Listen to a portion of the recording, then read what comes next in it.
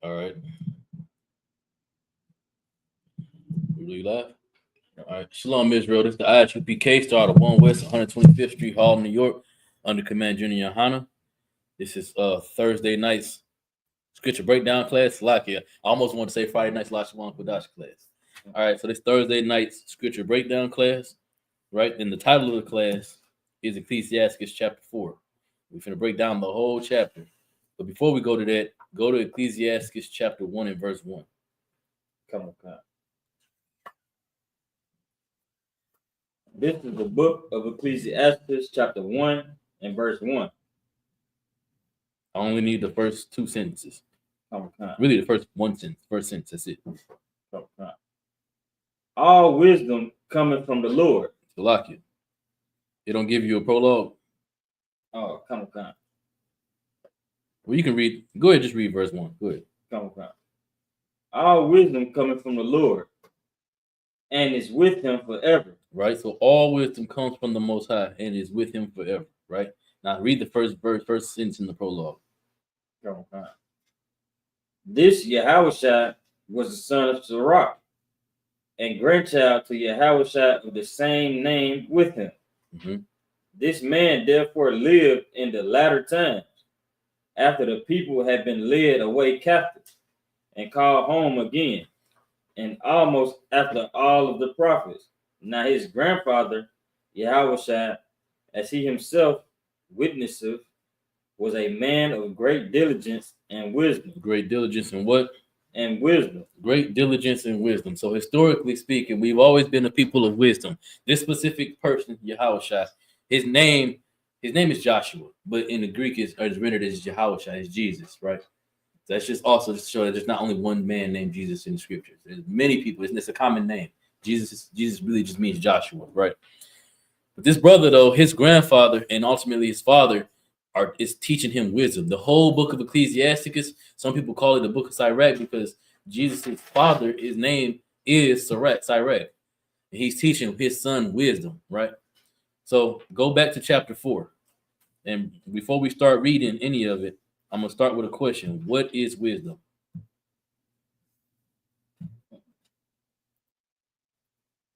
What is wisdom? But I would say the knowledge of knowing what a good and bad decision is. You're not wrong, but that's what you acquire through wisdom. That's what turns into wisdom. But what is wisdom? Give me the definition off the dictionary or Google. Unless you want to give me an answer. The definition of wisdom. What do you think it is? It's like knowledge. It's like this being seasoned. That's a good answer too. Understanding. That's a good answer too. I'm gonna let you read the definition first, and then I'm gonna tell y'all what it is. I'm gonna explain the definition to you. Go ahead. Definition of wisdom. Wisdom. Slack, if I could put a 1 in the chat if y'all can hear me. Go ahead, continue, Slack. Definition of wisdom. Mm-hmm. Wisdom is the ability to use knowledge, experience, and good judgment to navigate life's complexities, involving insight, discernment, and ethical decision making. Right. So basically, in a nutshell, what that's saying is that wisdom is knowledge applied. There's a difference between going to a university and a tech school. The actual difference is that the university they're teaching you theory. They're teaching you stuff. They're not teaching you how to use that stuff. That's the difference between knowledge and wisdom. That's what wisdom is learning knowledge and then learning how to apply that knowledge, how to actually utilize it. The next question I want to ask, how do you get wisdom? Go ahead. Through experience. Through experience, but also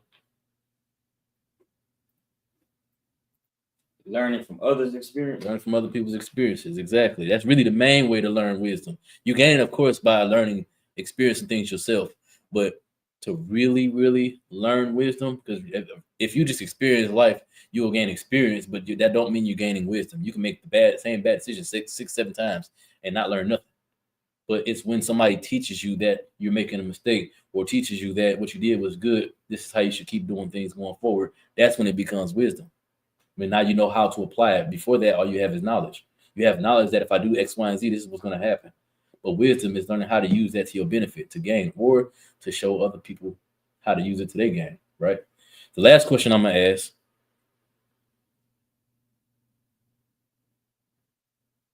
how do you keep wisdom? I want your answer first. How do you keep wisdom, sis? Being humble, being able to listen, listening, Okay. staying grounded. Brother, how do you keep wisdom?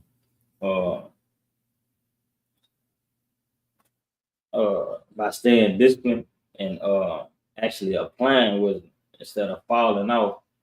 And now you confused because you know what I mean? Because you done made wrong decisions. Now you can't really apply wisdom.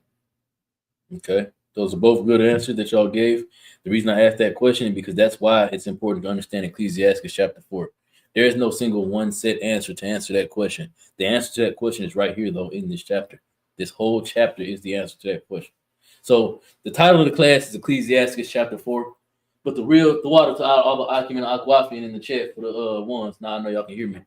But the real point of this class is wisdom. How to get it, what to do with it, and how to utilize it in your everyday life, and also how to keep it, how not to get lost in the fog. You get what I'm saying?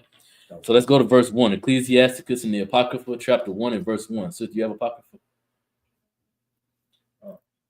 We're going back to chapter 4. I'm sorry, Salakia. Ecclesiasticus chapter 4 and verse 1. I don't think we have another Apocrypha in here. Salakia, I do. Salakia, if you could run over to the camp equipment room. My Apocrypha is in my backpack. It's behind the door. Right, but the brother gonna go get you an Apocrypha, sis. But while the brother's doing that, does anybody in the chat have any questions? I'm trying to get the sister an Apocrypha. Everybody else in the chat, we're going to Ecclesiasticus chapter 4 and verse 1. But does anybody in the chat have a question? I'll answer all questions before we get started.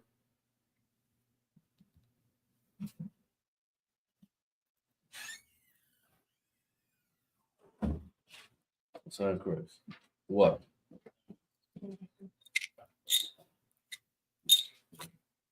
All right, I ain't seen nobody with no questions. So whenever y'all ready, let's go ahead and read it. Make sure the sister there before you start. Okay. This is the book of Ecclesiasticus, chapter 4 and verse 1. Bueno, aqua. Say calm when you got it, sis. And again, Ecclesiasticus is literally the book of wisdom from a man to his son, a father to his son.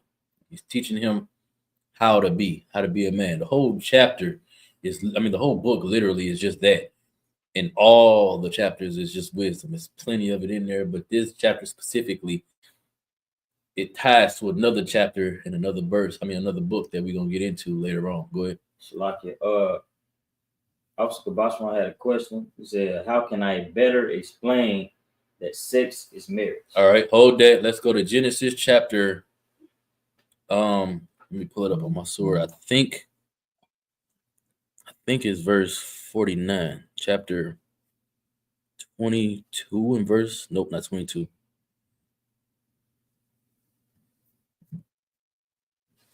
Sarah and Abraham, so no.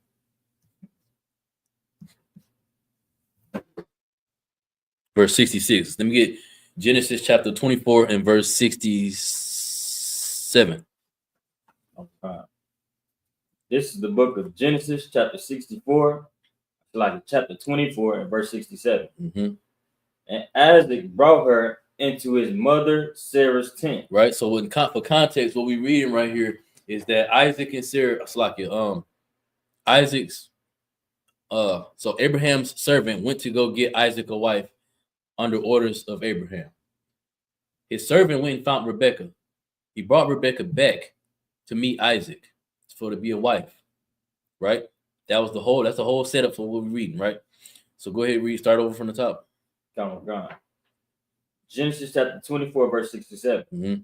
And Isaac brought her into his mother Sarah's tent, and took Rebekah. And he did what with Rebekah? And took Rebekah. He just grabbed her hand. And took Rebekah. Keep going. And she became his wife. And she became his wife. They don't say they had no marriage setup ceremony. There ain't no signing of no contract. There ain't no ring. There's nobody getting on one knee. There's nobody making a big scene. Nothing. Literally, the servant took Rebekah from her father's house, carried her back to Isaac's house or to Isaac's tent, and then gave her to be his wife. Right? And of course, this wasn't no forced thing. She could have just said no if she didn't want to marry him. But if you read the whole story, she just went ahead and went with it. She wanted to do it. You know what I'm saying? But there's no mention of no ceremony or no relation, no arrangements or nothing. It's just he took her into the tent. He loved her. He married her, and she became his wife. That was it. Keep reading the rest of the verse.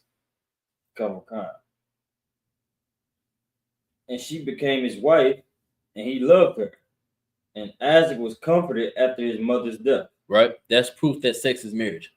There ain't no other, nothing else. It just literally, she went to the tent, she became his wife, right? So let me give you another example. I'm gonna have to look this one up, unless you know where it's at off the top of your head. Leah and Rachel. It's in not second Samuel, it's in Genesis, but I think it's like 40. Let me see. It's before 40 because before his sons was born. So let's say 29. It's 29.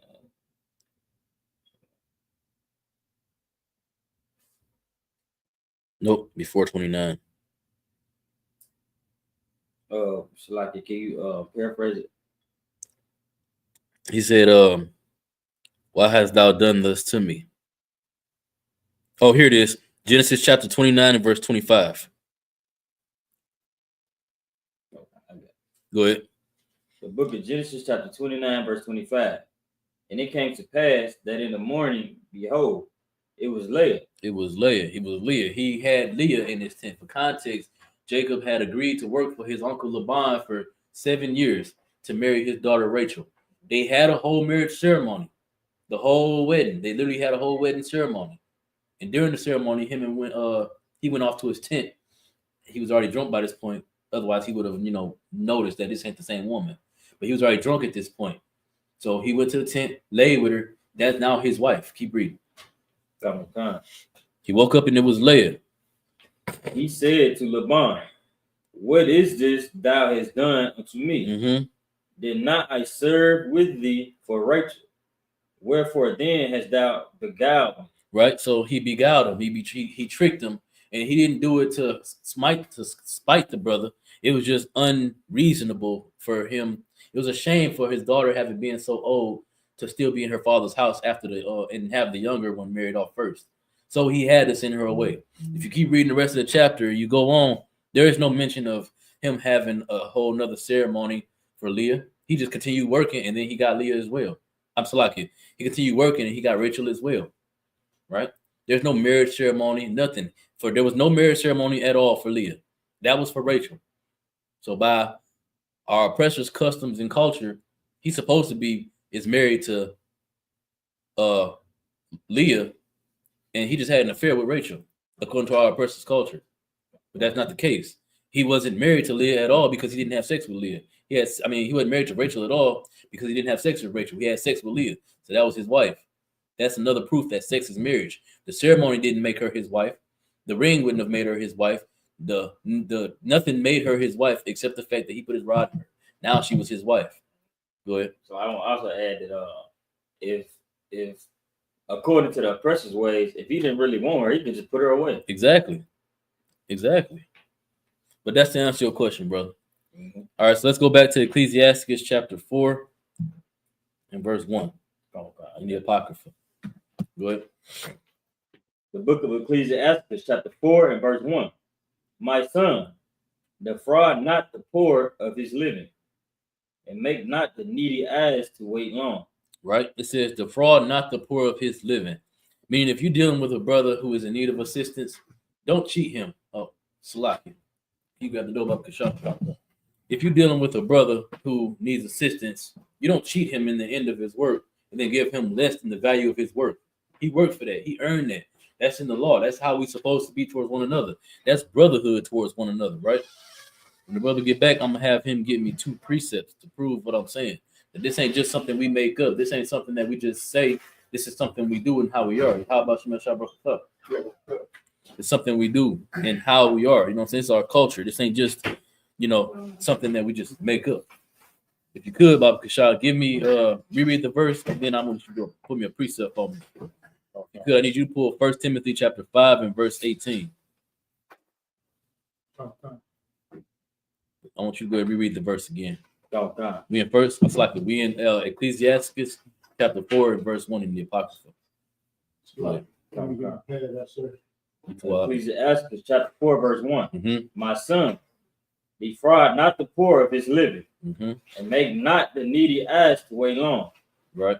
Verse 2. No, hold up, Salakia. We're gonna get that precept. I want you to give me 1 Timothy chapter 5 and verse 18, and then I want you to give me Deuteronomy chapter 23 and verse 19. Right. Matter of fact, we can start with Deuteronomy first, because we're gonna get that in the law first about defrauding a brother. Right. I got it. Go ahead. The book of Deuteronomy, chapter 23 and verse 19. Mm-hmm. Thou shalt not lend upon usury to thy brother. Don't lend what? Lend upon usury to thy brother. Don't commit usury towards your brother. Keep reading. Usury of money. Mm-hmm. Usury of victuals. Usury of anything that is lent upon usury. Right. So in the law, we are forbidden from committing usury against our brother. What's an example of usury? Go ahead. Interest. Interest. That's a good one. Is there any more example? Anybody else got an example of usury?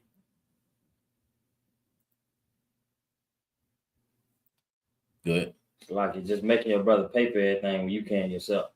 Just basically freeloading off of the brother. That's a good example too. You got another one? Like over taxation. Over taxation. Let's say you let your brother use your vehicle.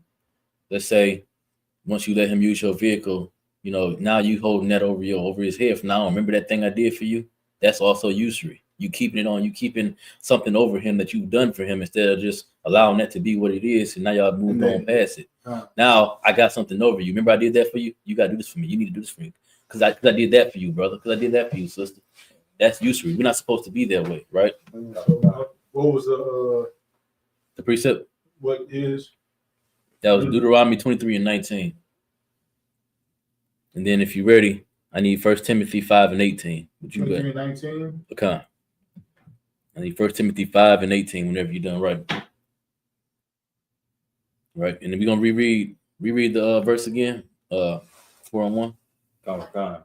Ecclesiasticus chapter 4 and verse 1. Mm-hmm. My son, defraud not the poor of his living.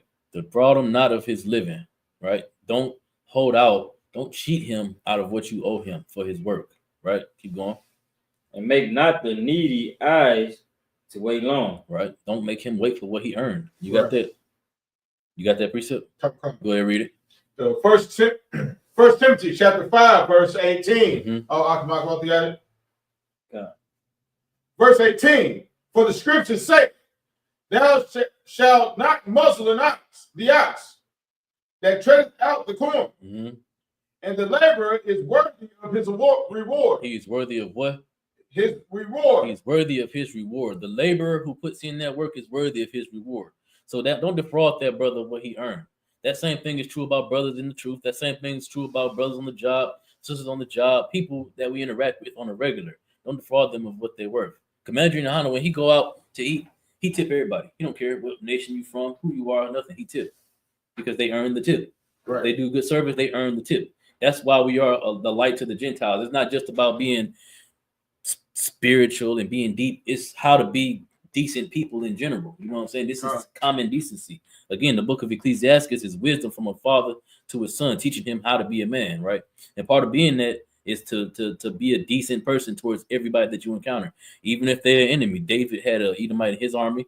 Solomon had Edomites in his army, and even still, they was decent towards them. They dressed and lived like kings, even though they was oppressors. They weren't their oppressors, but Yeah, right. they was the enemy. They forefather hunted, they forefather down, but they was the enemy. But they still lived like kings. They lived decently because they didn't do nothing to cause to deserve bad treatment from them. You get what I'm saying? Go ahead. Also, they had to live by law. Exactly, and they did it without fuss, without fighting, nothing. That's just what it was. That's how they got rank in his army, in David's army, right? Let's go to verse 2. Come on. Ecclesiasticus chapter 4 and verse 2. Make not an hungry soul sorrowful, neither provoke a man in his distress. What is a hungry soul?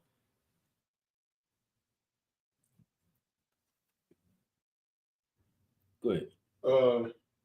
A hungry soul is somebody who's like apt to learn, that wants to learn something, and their soul is hungry. They're yearning for knowledge. Exactly. They found spiritually wanting. You want to give me an answer too? So like that was it. Okay, come on. So let's go to Job chapter 4 and verse 7, right? Because it says, make not an hungry soul sorrowful, neither provoke a man in his distress. What does that look like before we read it? What does that look like? Provoking a man in his distress.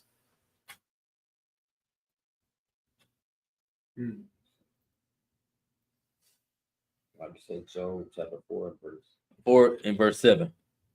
Go ahead. Like you see a brother out here and he asks, you know what I'm saying, he asking for change or something like that. Mm-hmm. But you say, nah, I'll give you something if you wash these windows or if you wash these wheels. Mm-hmm. You know what I'm saying, wash this car, I'll give you this, because you're putting a burden on him when he's really in his distress. You know what I'm saying? He just wants something to eat or whatever he may desire at that moment. Mm-hmm. And that's not unfair, you know what I'm saying?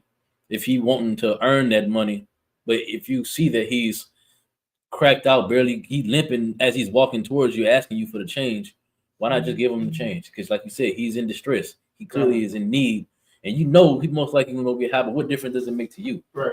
So you like, go ahead. And people who do that, they real petty, and they just as weak as the person, or just spiritually off. They're worse spiritually than that person is physically.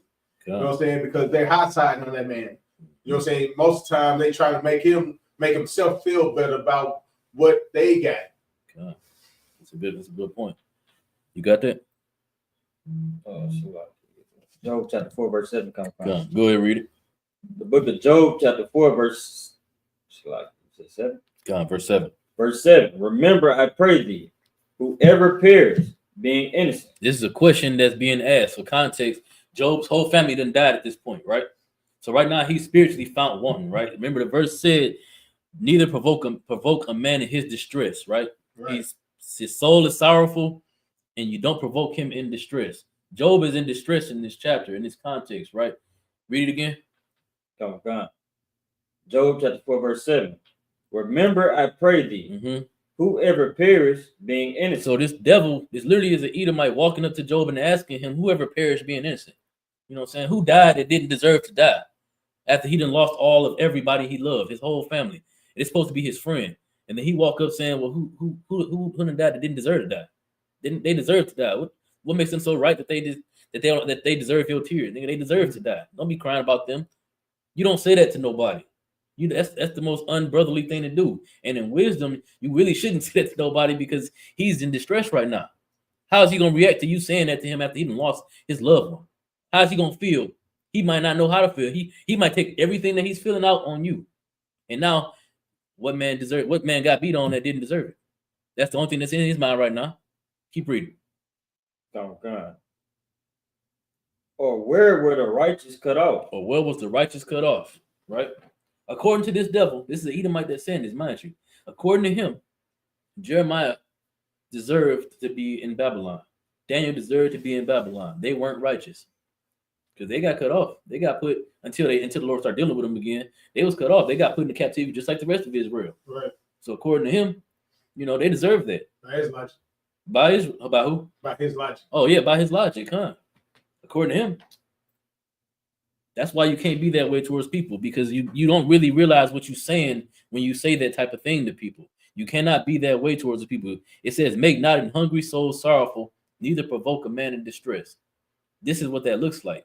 You kicking a veteran while he down. You know a brother that been served in the military, he done been shot up, got his leg blown off, whatever the case may be, he done lost his ability to walk. Whatever the case may be. And then you see him riding wild at camp, and you blaze on him for serving the Esau military after you see he's in distress. He's poor, he's homeless, and he's suffering. You don't poke the bear. We don't do that. Right? Now, do we tell all brothers not to serve in Esau's military? Yes, we do. But you don't, after the brother you see specifically a brother. That's why we don't target. That's what I'm trying to say. That's why we don't target brothers, because he's in distress. I'm not saying that he wasn't wrong for serving in his oppressive military. I'm not saying that doesn't come with what he's doing. It's hard to know. Shout out to Officer Zabak. I'm not saying that don't come with what he did. But what I'm saying is that we don't kick the brother while he down. It's not brotherly. Go ahead. So would this count for brothers, Judas like to joke on niggas, you know what I mean? We joke on people all the time. No, man. So if we see somebody with dirty shoes, you know what I mean? We see somebody, he's starting to ball in the back or whatever. Can you pull this scripture and be like, you ain't supposed to be just joning on a brother? I mean, the scripture said don't be overly righteous. You could, but that's kind of extreme. But think about this. I'm gonna do you like the shot be doing me. Would you do it if Christ was standing there with you? That's your answer right there. So Christ gotta be standing there with you for you not to consider your brother's situation. That alcohol demon might got a hold to him. Right now, he can't do what he could have done before. You gonna point out to the fact that he got an alcohol problem? Why kick a brother while he down? If his ox fall in the ditch, you gonna let it just sit there? You too righteous to help that brother out? It's the Sabbath. You too righteous to help that brother get his ox out the ditch? That's the only way he gonna be able to survive if you don't. But because of the Sabbath, you ain't supposed to work on the Sabbath. You ain't getting that ox out that ditch. He gonna do that shit on his own. You don't do that. Go ahead. Even how you broke that down, not working on the Sabbath, that's how Esau and fake Israelites believe that what work is. Okay. You know what I'm saying? Work is earning a wage. Mm-hmm. Serve our work. Yeah, serve our work. Okay. You know but let's say I got an ox, I got a whole farm, and you're my employee. You work on my farm. So for whatever reason, you had to work later. The sun went down. It's officially the Sabbath. But one of them cows fell in a ditch, fell in a hole. That does happen. They trip and they fall in holes, and sometimes they can't get out and they'll die. They'll just die there. And you know it's there. You're gonna just let it later. You know, just get off the clock and go home because it's the Sabbath, bro. I'm off the clock, boss. It's over with. Or you gonna go and get that ox in righteousness. You help your brother out by getting that ox. Go ahead. Yeah, because that'll be brotherhood. Exactly. To help that brother out. And that's the main thing that Sirach is teaching you, Joshua, in this verse, in this chapter, is wisdom, firstly, but brotherhood in wisdom. He's teaching them how to be a brother in wisdom, right? He ain't just giving them A, B, and C what you do and what don't you do. We're going to get through the chapter. Y'all going to see it's not just telling him do this, do that, don't do this, don't do that. He's giving him wisdom on how to apply that logic behind what he's saying to other situations, right? Let's go back to chapter 4. Let's get verse 3. Come on. The book of Ecclesiasticus, chapter 4 and verse 3. Mm-hmm. Oh, you got any questions? Just people chiming in. Okay, come. What does it say? A time for love and a time for war, a time for hate and peace. I don't know what she's saying that towards, but I'm saying like it's time to play for everything. Joan, no brothers. Oh, come. Yeah, that's another one you could pull. Come. Let's get verse 3. Come on. Ecclesiasticus chapter 4, verse 3. Add no more trouble to an heart that is vexed, and defer not to give to him that is in need. Mm-hmm. Verse 4. Like Salakia. Another precept to go with verse 2 is Isaiah 47:6. Write that down. We ain't gonna get into it, but we ain't gonna turn to it. But that applies specifically to Esau about that's an example of provoking a man in his distress. That's a great example. Isaiah what? 40. Let's get it. Isaiah 47 verse 6. I didn't mean to skip over it, but let's get it. Salaki, y'all got to bear with me. I over prepared for the class. I got a lot of precepts to give y'all to break down a whole lot of things in this chapter. And some of them I ain't got no precepts for, but it's a lot of them because it's so much. When you're talking about wisdom, you're talking about the thing that's going to carry us in the truth. Really, the thing that's going to help keep us in the truth. In wisdom, you learn about the truth, you learn about the law, statutes, commandments, and you learn about punishment from the Lord. That's the thing that the wisdom is what makes it hard for you to leave, because you know what's coming if you don't stay, what's coming if you give up, if you go back out into the world. You know what's coming. That's the wisdom. When everyone of y'all got it, go ahead and read it. The book of Isaiah, chapter 47, verse 6. Verse 6, I was wroth with my people. He was angry with his people. The Most High is speaking about his children, the children of Israel. He was angry with his people, right? I have polluted my inheritance. Mm-hmm. I have given them into thine hand. He gave us into the hand of our oppressor. Keep reading. Thou didst show them no mercy. Right. Upon the ancient hast thou very heavily laid thy yoke. Right. So we was already in oppression at the hands, I believe, the Babylonians at this time. But that also applies to Esau having us in captivity here in the Americas. You know what I'm saying? They had us in slavery. And not only did they have us in slavery, they kept going. They kept beating the bear. They kept poking the bear. I mean, they kept beating on us, taking our babies, throwing them in cages. The first zoos housed black women in the zoos in New York. That's going above and beyond. That's kicking us while we're down. That's provoking the man in his distress. The distress that the Most High cut us off allowed us to be conquered. But then they went further and stripped you of your culture. Went further, stripped you of your heritage, your language, everything. And then told you who you were. Made you something completely different. Forced homosexuality on you. Try to divide your men from your women. That's literally provoking a man in distress. What is the brother supposed to do now? Especially when it was really bad, like in the 80s. What was the brother supposed to do? Be outside, can't get no job, can't be with my family. I need them to be able to survive. What am I gonna do? You're gonna do drugs. That's the only thing that's out there. I can go do these drugs. I see my people like them. I know I like them, so I'm still them. I know it's good, so I know you're gonna buy it because I know I would buy it. We the same. I just gotta resist doing it and sell it to you and make the money. Then I'll be okay too. You know what I'm saying? That's provoking the man in his distress. Like it. Let's go back to Ecclesiasticus. Mm-hmm. Ecclesiasticus chapter 4 and verse 3. Right. Add no more trouble to an heart that is vexed, and defer not to give to him that is in need. Verse 4. This verse right here, it speaks to why we give food and clothes to everybody. It don't matter who they are. They could be heathen, they could be our people, it don't matter. They could be faggot, Salaki, they could be alternative lifestyle people. Salaki. The gray. There you go. That's a good example. Start using that. The grays in the gray area. Yeah. They're not binary, they're in the gray area. Yeah, they're gray. You know what I'm saying? Salakia. But that's why we do it though, you know what I'm saying? Read it again. Verse 3. Add no more trouble to an heart that is vexed. Them people's hearts is vexed because they poor, they're impoverished. It don't matter if they Edomites, they Moabites, Ishmaelites, or our people. Their hearts is vexed. Keep reading. And defer not to give to him that is in need. Right. Now, does that mean we give them the same portion that we give our people? No. They can get what's left because we're not unjust rulers. We're just rulers, right? I'm going to give you an example, right? A precept. Go to Proverbs 29 and 2. Right? Because we just rulers, and we're going to be the greatest rulers this earth has ever seen. But it starts with how we treat people on this ground level. 29 and 2. Proverbs 29 and 2. It starts with how we treat people on this base level. How we are genuinely as people. Before we could be leaders of men, leaders of this earth, we have to be genuinely decent people. What they say, the best troopers make the best generals. Troopers are the servants of men. That's how the generals are so great. They got great because they focused on the serving of men aspect of being the general. Your people that's following after you need your leadership. They need your guidance. That's you performing service to them. You know what I'm saying? Go ahead, read it. Book of Proverbs, chapter 29, verse 2. Got it? Okay. Verse 2. When the righteous are in authority, the people rejoice. See? How are they going to rejoice if we evil like our oppressor is towards them right now? They're in the middle.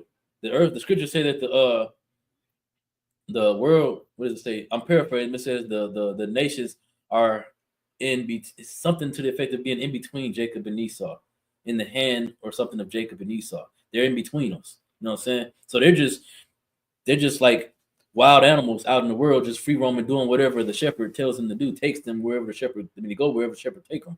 But the problem is that the shepherd is not us. The shepherd is the one that's leading them to the wolves. It's not the one that's protecting them from the wolves. You get what I'm saying? Because if you look at how the Most High always has been with his sacrifices, he wanted them to be without blemish, to be perfect. Does that mean he don't give no damn at all about the rest of the sheep? They're not his chosen sheep. They're not the firstborn of the sheep. Does that mean he don't care about the rest of the sheep? He just let them just die? No. He uses the analogy of the shepherd going to go get them other sheep as well. If one goes lost, it don't matter if it's spotted or not. You still go get that sheep. That's how we're supposed to be as leaders. We learn from the example of the Most High. So to read the verse again, it said, while the righteous are in authority, what? The people rejoice. Mm-hmm. But when the wicked bear rule, the people mourn. That's your purple group. Those are the wicked that's bearing rule. That's what that could be what happened. That's what the Christian church is, the Catholic priests, all of them leaders they gave us to look at to get us away from this truth. That's what they are, the wicked that lead us, and they don't do nothing for nobody. Right. They do crumbs, bits and pieces here and there, but nothing that's gonna cost them. They're not gonna make no sacrifices for you. If it comes down to them having a mega church open and you being inside of there, flooding it with people, your dirty shoes, they gonna keep you out. We know that for a fact because Joel Osteen did it in Houston. Right. Couldn't nobody get in there. It was a literal storm outside. People were dying. Go ahead. What's the name? Creflo Dollar did the same thing. Exactly. You see what I'm saying? Yeah, so where's the line drawn? How long are we gonna be simple and love the wickedness that our leaders that they've given us show that they got? They don't show us no love, but we still go to church because we're looking for God. We're looking for answers, looking to be better. But we got to consider who we learning it from. And that's also something that, again, I can't stress enough. The book of Ecclesiasticus is full of everything I'm saying. It comes from this book, not just this chapter, but this book. Let's go back to it. Salakia. Let's get verse 4. Come. The book of Ecclesiasticus, chapter 4 and verse 4. Salakia, brother, you had your hand up. You want to say something?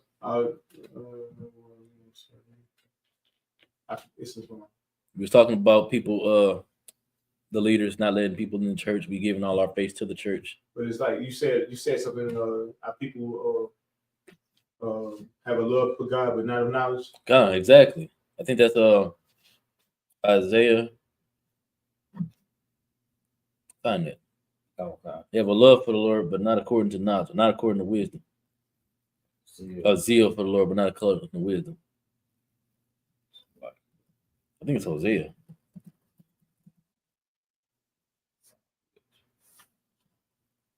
It's Romans 10:2. God, it's like I don't know. I'm thinking of. Okay. Yeah, go ahead and read it. The book of Romans, chapter 10 and verse 2.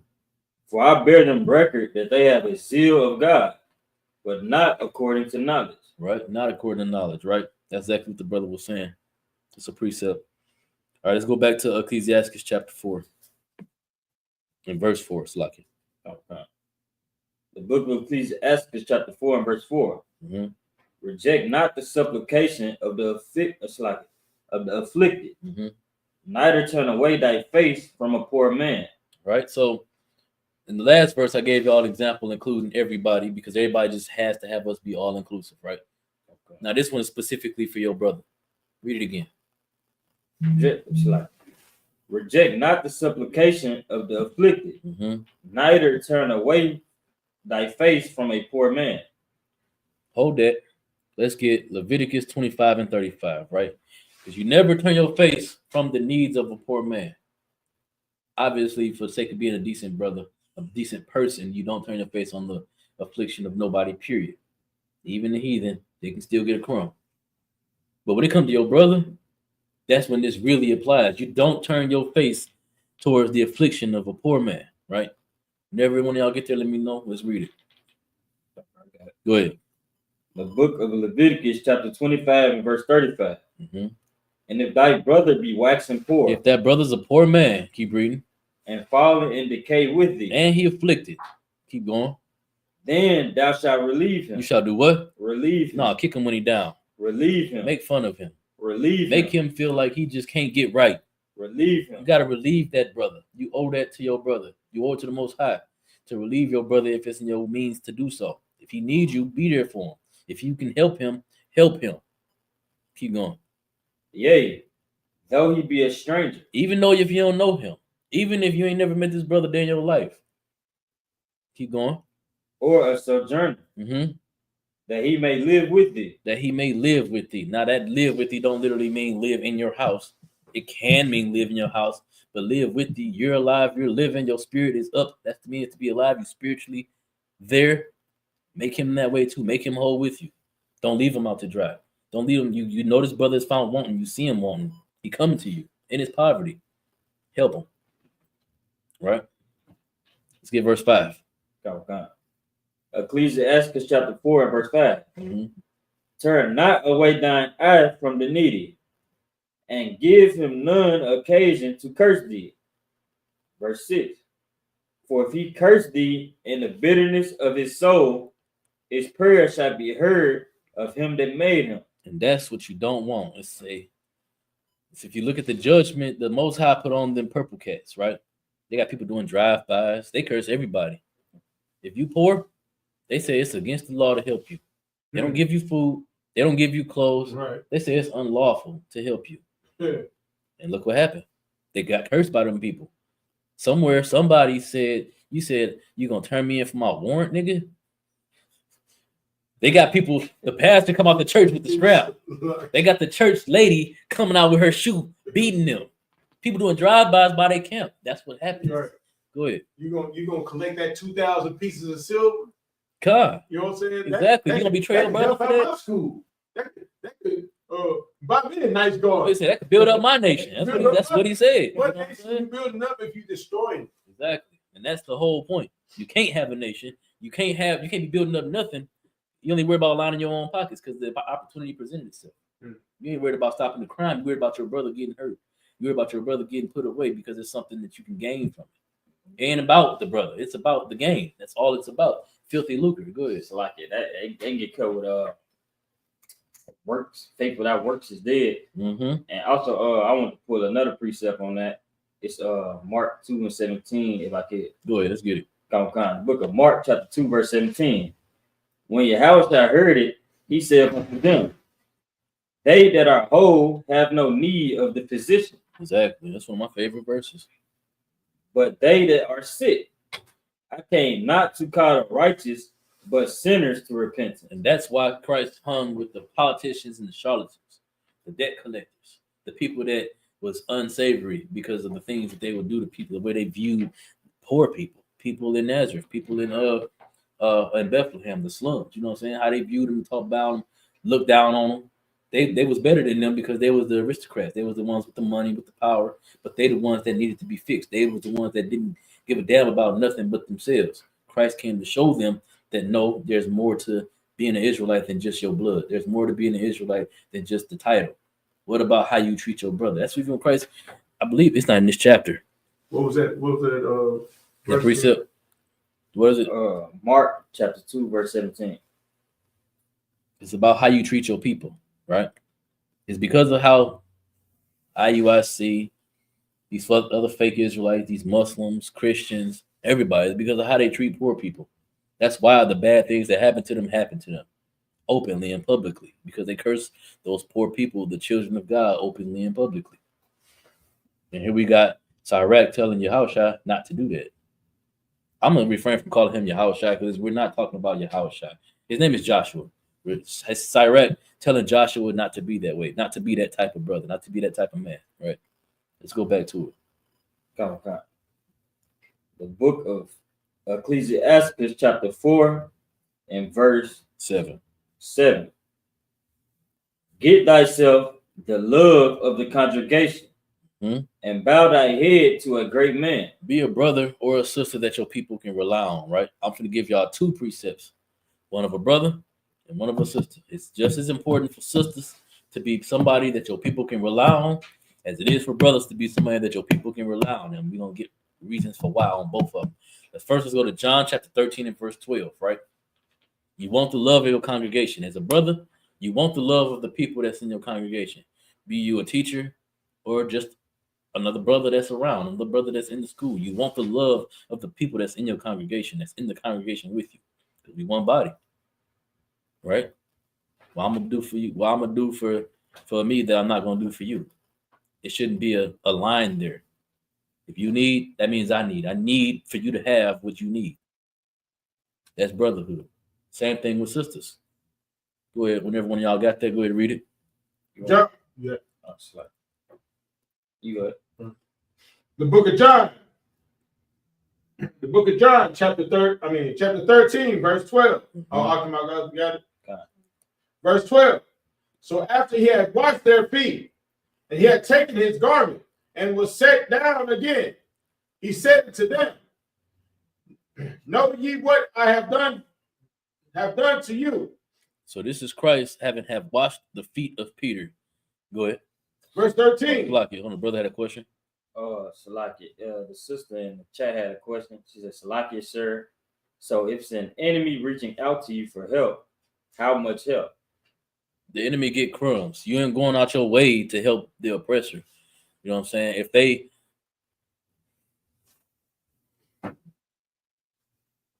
you don't go out your way to help the oppressor don't go out their way to help you. If it's something as simple as you on a slave with the oppressor and they need advice on something, if y'all just working, whatever, give them the advice. Just say what you would do, or you could choose not to. It's not mandatory. It ain't required of you, but to be just a decent person, I would do it, you know. And also by doing that, you're doing it because the Most High commanded you to be a certain way. The scriptures say, "When not ways please the Lord, He will make thy enemies be at peace with thee." If you being standoffish from the enemy, if they come to you asking you questions on the slave, trying to talk to you on the slave, work with you, and then you treat them how we really want to treat them, then you can't be upset when they start treating you the way they have the power to treat you. You get what I say? This wisdom is for you to use and utilize in life. That's why I asked this earlier question: how do we get wisdom and how do we keep wisdom? You keep it by using it. You have to use it so you can stay alive to use it further. You see what I say? When I had your hand up, go ahead. So, Salaki, it was this devil and my slave. He was like he was working through the app. So he was asking for a ride. He was like, anybody going this way? Anybody going this way? Everybody like, nah, we ain't going that way. And I just so happened to be the only nigga in the slavery going that way. Now I'm like, nah, I can't do it, whatever. Mm-hmm. Then later on, some brothers of my slaves like, man, you going that way, ain't you? They were like, that's the way you going. I'm like, shit. I was like, shoot. Not today. I can't trust him. You know what I mean? And then you see what you just said. You see what you just said though. You can't trust him. This ain't. So I'm gonna give you another example to tie to what you're saying, right?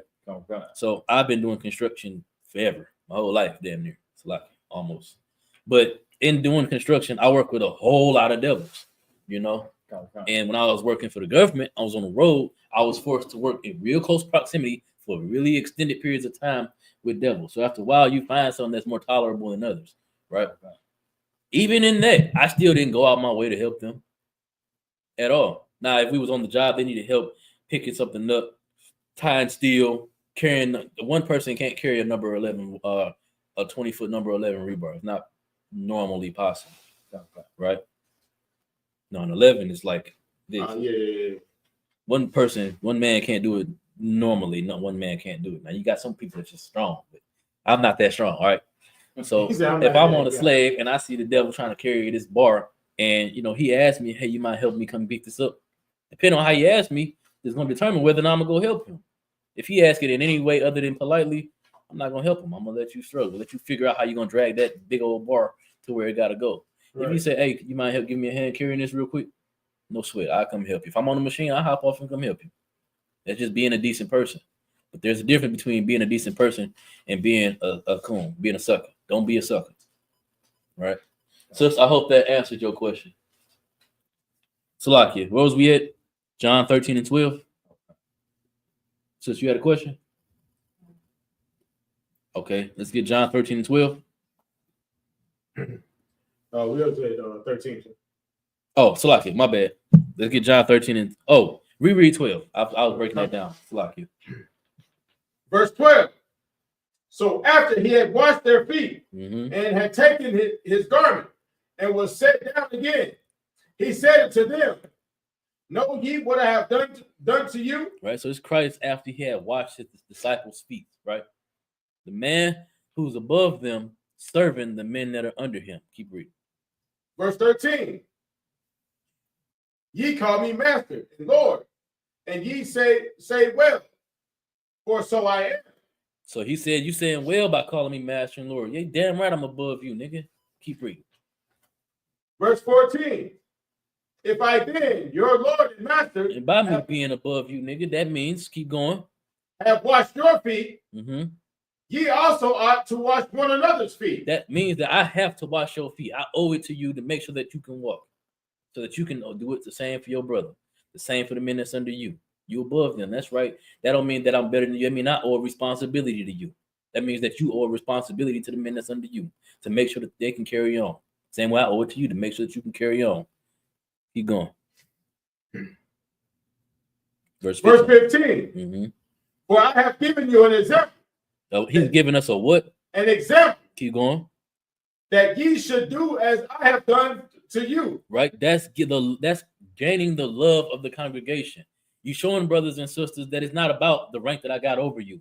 It's about how well I can serve you to make you better than me. That's what it's about. Rank don't matter in that regard. Brotherhood is all that matters. Next to serving the Most High, brotherhood is the only thing that matters, period. How we treat each other. Christ said that they'll know if you're disciples of me, you're followers of me, by how you love one another. And that's real love right there. Jonathan and David, matter of fact, for example, they said their love was better than the love of David. Said Jonathan's love was better than the love of a woman. Right. So what does that mean? Are they homosexuals now?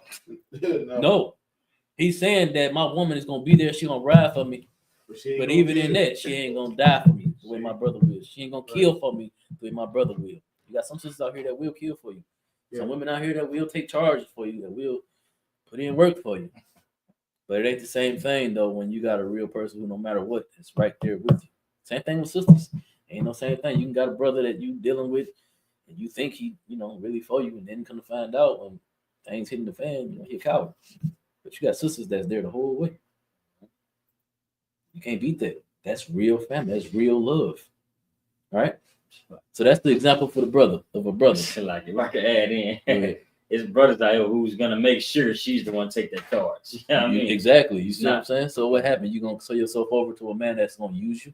Right. I mean, use you against you like crazy? No, the scripture say don't do that, right? So let's get the example of a sister, right? Let's get Acts chapter 9 and verse 36. We're gonna read a couple verses out of Acts. I ain't gonna lie, because it's heavy. You might have to go up. 9 and 36. We started 36. That'll work. Okay. Go ahead. The book of Acts, chapter 9 and verse 36. Mm-hmm. What? Now there. Check on your brother and sister. We're gonna be here for a second. Come. Acts chapter 9, verse 36. I together. Okay.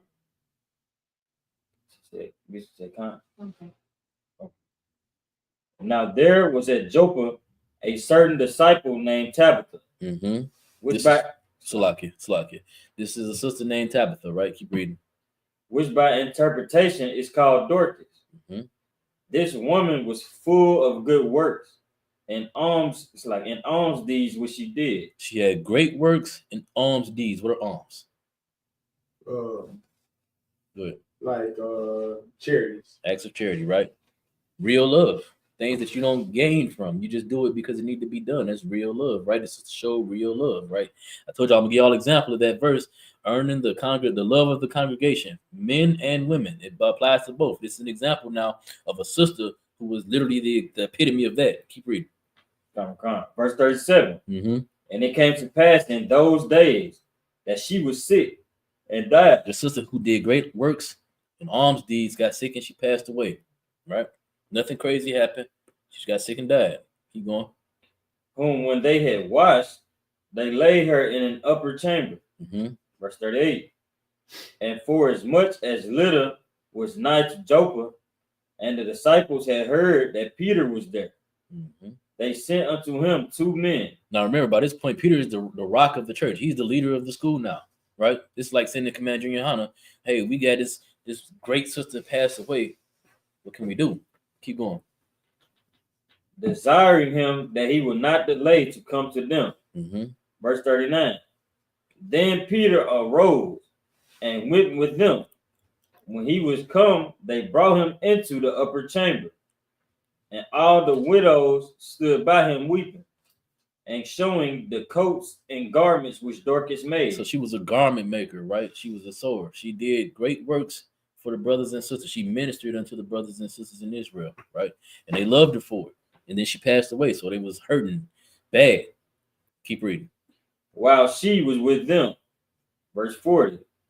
But Peter put them all forth and kneeled down and prayed, and turning him to the body said, Tabitha, arise. And she opened her eyes. And when she saw Peter, she sat up. See, this is an example of earning the love of the congregation. The people loved her so much, they went and got Christ's secondhand man and said, we need her back alive. She was too great to just die this way. Peter went and brought her back. The Lord gave him the power to bring that righteous sister back. That's how important it is to earn the love of congregation, because you can be wicked bastard, nobody care about you. IUIC, the brothers and sisters, Lord forbid it happen, but they end up in a situation with somebody who that they didn't like what they said. As they know, they stalk them outside their house. Lord forbid that happen, but who's gonna care? Not the people that lived around you in your neighborhood that heard you say the thing you said about Trayvon Martin. They're not gonna care. Not outside.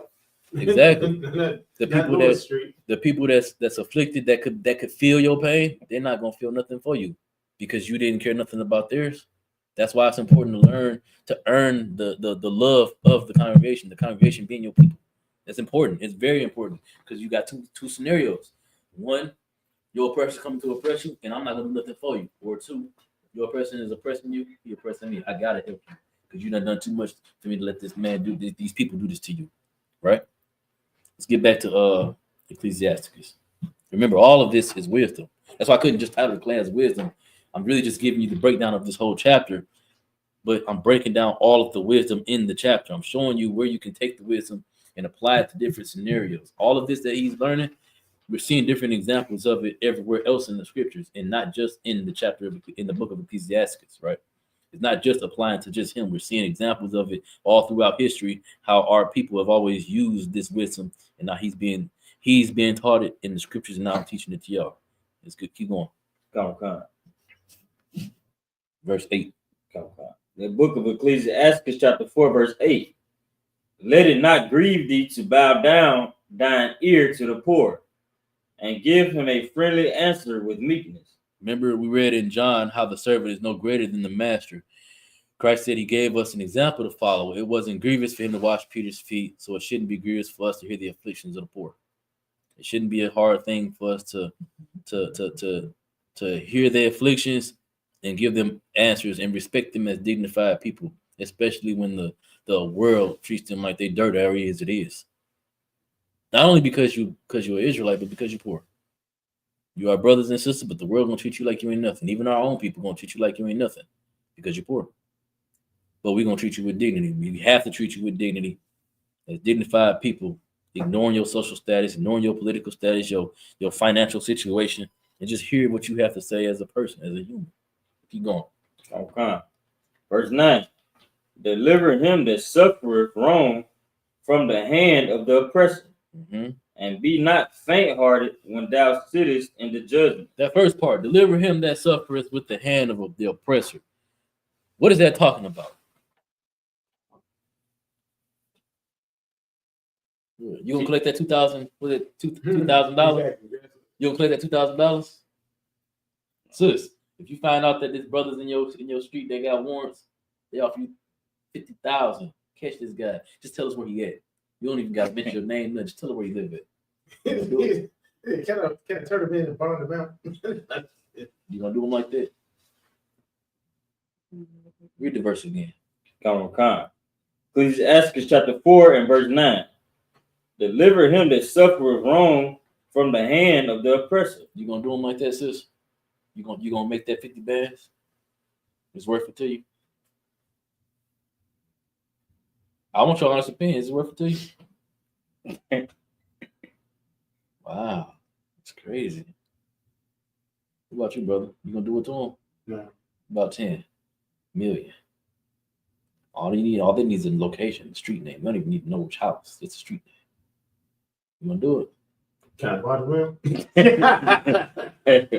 He said 10 million. I can pay for the lawyer, everything. Well, what's the difference between that and giving up your manhood? 10 million. It's the difference. It's 10 million. It's my manhood. What's the difference? It's 10 million. 10 million is 10 million. No, mine is mine. The money don't matter. It's 10 million. I mean, the manhood is all the same. You know what I'm saying? Right. So we're not supposed to be that way, right? Don't be the person who sits there and record the injustice being done to our people, put it on the internet, talk about what you would have done, what somebody need to do. Do something. Act on it. Can y'all give me an example of when this was in the scriptures? How this happened in the scriptures? Oh. Judas? Judas? No. I thought you was talking about the. No, not that. No, lock it. No, but I'm talking about doing something instead of you see an injustice happening to your brother. Reread the verse. Oh. Ecclesiasticus chapter 4, verse 9. Good. Deliver him that suffered wrong from the hand of the oppressor. Go ahead. With Moses and the Egyptians. Let's get that. Exodus chapter 2 and 11. Now I see why I should be asking y'all for precepts. But yeah. Oh, you got it already? Well, go ahead and read it. The book of Exodus chapter 2 and verse 11. Mm-hmm. Oh, well,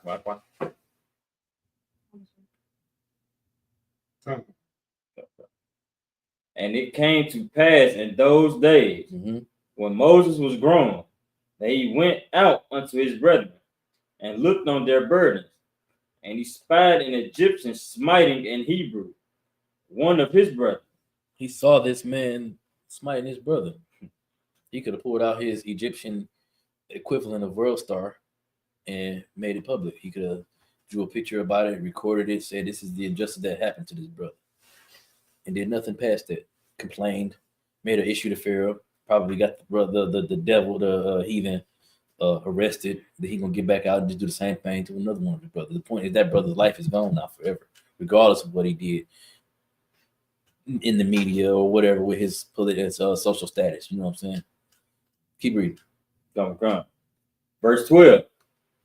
And he looked this way and that way. Moses looked to the left, looked to the right. Keep going.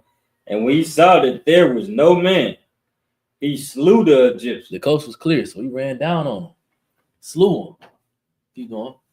And hid him in the sand. And buried that thing in the sand.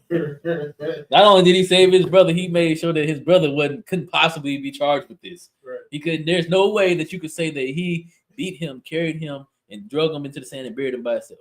There ain't no way you can do it. It's not possible. We don't know that. Exactly. As far as anybody know, that man just left post. He just disappeared. You know what I'm saying? But that's how you got to be.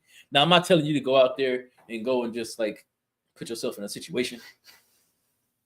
Not if you're not ready to take the punishment. And that's the next part of that verse. Good. But it's just like I'll bring up Tupac in Atlanta. You know what I'm saying? He was riding down the road in limo after leaving the club. You know what I'm saying? He just so happened to see down the street two white men jumping a black man. He stopped the limo, backed up, then he got out. Altercation that happened. He ended up shooting the two guys. They pulled the pistol. He shot. You know what I'm saying? It ended up being two police officers. He got off because they didn't say that he was a police officer. You know what I'm saying? That's the same situation. And that's the Lord being with him in that situation. He was willing to give up fame, give up his money, his position, everything to save a brother. If I could add on to that, and they try to say Tupac is soft because you don't kill niggas. You know what I mean? But he stood up for his brother. Exactly. Right. And that's the most heavy thing you can do next to serving the Most High without shame. Sir, it's being a brother to your brother without shame, no hesitation. Read the next part of that verse in Ecclesiasticus. Ecclesiasticus 4. Come. Ecclesiasticus chapter 4 and verse 9 in the middle. And be not faint-hearted when thou sittest in judgment. And don't be afraid to face justice afterwards. That's what Tupac was in that example. That's what Moses was. He wasn't afraid to face judgment. If they caught him, they caught him. If they found the man dead, they found the man. It was wise of him, though, to look both ways, make sure the coast was clear if we did this, so I can get away with this. I'd rather not suffer for it, but if I have to, then so be it. It is what it is. I saved the brother's life. That's what Tupac was on that day. He saved the brother's life. They ended up being police. So he really had reason to be afraid of being that nigga. He had reason to be afraid, but he wasn't. He was cool and calm. I'll give you another example. It's a bad example. I probably shouldn't. No, I'm not gonna give y'all an example because it's not the same at all. I was gonna talk about Kobe, but it's not the same. But the point is still the same. Kobe wasn't afraid. You know what I'm talking about? With the rape allegations. It came out that he didn't do it. But my point is he didn't do it, but my point is that he wasn't afraid. It didn't change his game, how he fought or nothing. He took whatever was coming. If you watch the tapes, bro, Kobe was in court and it was what it was. Whatever happens. He said he didn't do it, and then come to find out she was actually lying. He didn't do it. But he didn't act like a guilty man would act. Right? But let's get back to it. Let's go to verse 10. Verse 10. Be as a father unto the father. What does that mean? To be a father to the fatherless. What does that mean? I want to answer from all three of y'all. So starting with you. What does that mean? Be a father to the fatherless.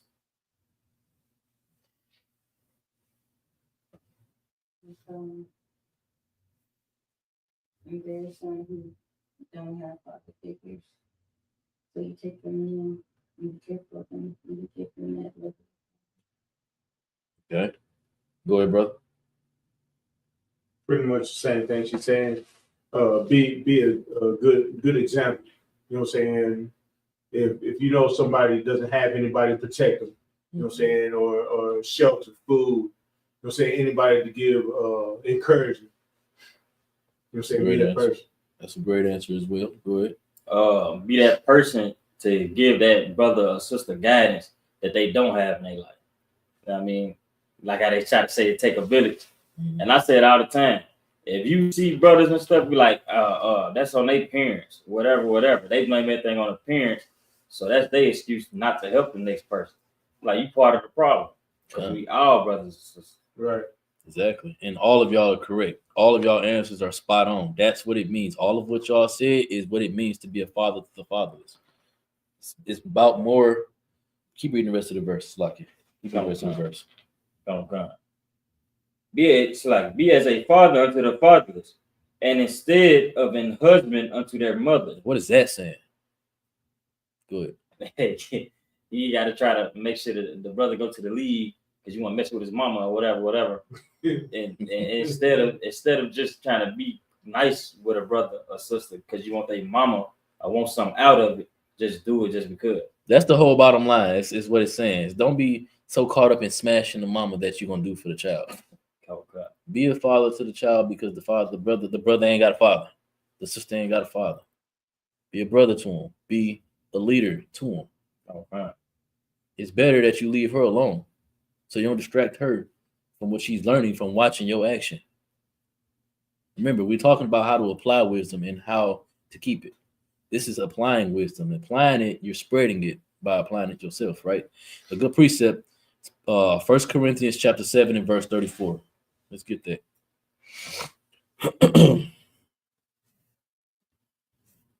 This is what 7 and 34. God. This is what happens whenever you chase after the mother. Now, your goal ain't to help the brother or sister. To help the brother or sister is to smash the mama. This is what comes of it. This is what happens. Read it when you got it. The book of 1 Corinthians chapter 7, verse 34. I can look at it. Verse 34. There is a difference between a wife and a virgin. Right. The unmarried woman cares for the things of the Lord. Let me explain that first part real quick, just so we ain't no confusion. The difference between a wife and a virgin is that the wife is a wife. A virgin is a woman of marriageable age. A woman who's a wife can still be considered a virgin because she's still of marriageable age, but she's not marriageable because she's not already a wife. That's what Pete. That's what it's like. That's what Paul is saying. That she's a wife, and then you have a virgin, an unmarried sister. That's marriable. All right, keep reading. The unmarried woman careth of the things of the Lord. You see, Salakia. That's why you don't chase after the mother, because this is what happens. If you don't chase after her, she's unmarried. She cares of the things of the Lord. You know, you got, and in a worldly sense, sisters are already like that. The ones that's been single for a long time, they go start going to church. They're trying to be all spiritual. She cares about the things of the Lord in a real messed up, sick way. She really feels like she's doing the right thing. She really feels like that she's doing the things that the Most High would have her do, versus the alternative of being publicly a whore. She's secretly now a whore. You get what I'm saying? She thinks that she's doing what's righteous, right? And if you take her and marry her, her focus shifts now. That's one of the things that the Most High put on Eve. He said your desire will be towards your husband. And now we're about to read what Peter is saying about, or Paul. I keep saying Peter. What Paul is saying about that. Keep reading, Slacky. That she may be holy both in body and in spirit. Mm-hmm. But she that is married cares for the things of the world. Right. How she may please her husband. Right. So now her focus shifts. If you take that woman and only do for her children because you're trying to smash her, well, now her shifts changes. Now I owe this man. Now what can I do to please you? It ain't about serving the Most High. It's about making you happy now, because you're a benefit. You've filled the role that she's been wanting. But that's not a bad thing if it's you a sister that needs a husband. But it's a bad thing if you a sister that ain't got no husband, ain't been with no man, and you focus on the truth, and that's your decision just to stay focused on the truth. But then this slick talking brother come in, and he's trying to get the box. All right. You get distracted from him by him? No. You don't want that. But brothers, we have to not do that to women. You know what I'm saying? If your intentions ain't to lead her forever, her desires needs to stay to the Lord. Just do for them children. Do for them brothers and sisters that need a father. Be a father to the fatherless. It ain't about what you can get from their mama. Be a father to her too. Be a big brother to her too. If it turns into something more than that, then let it turn into something more than that. Just make sure that you're ready to be the priest, be the leader to her that you're supposed to be, because now her desire is to you. You know what I'm saying? It says the unbelieving wife is sanctified by the husband. So now it don't matter whether she believes or not. So long as she's serving you, she's serving the Most High by how she serves you. But how is she going to serve you righteously if you are unrighteous as brother? You see? Any more on that? Is that it? Yes. Go ahead. Let's keep going. Ecclesiasticus. Ecclesiasticus 11. chapter 4 and verse 11. It was a little bit more on 10. You just Salakia. Go ahead, finish on 10. Okay. Be as a father unto the fatherless, and instead of an husband unto their mother. So shalt thou be as the son of the Most High, and he shall love thee more than thy mother doeth. Right. So the Most High gonna love you more than your mother ever could for being a father to the fatherless and ignoring the fact that you could potentially smash their mama. Because you just to keep from distracting her. If you choose not to distract her from serving the Most High, and you focus solely on the growth of them children and her growth, the Lord will love you more than your mama ever could. Go ahead. And kids ain't stupid. Kids are not stupid. They're like, man, what? You always coming over here trying to get cool with me just to smash my mom. They know it. You know what I'm saying? They all know it. You know. All right, let's go. Verse 11. Verse 11.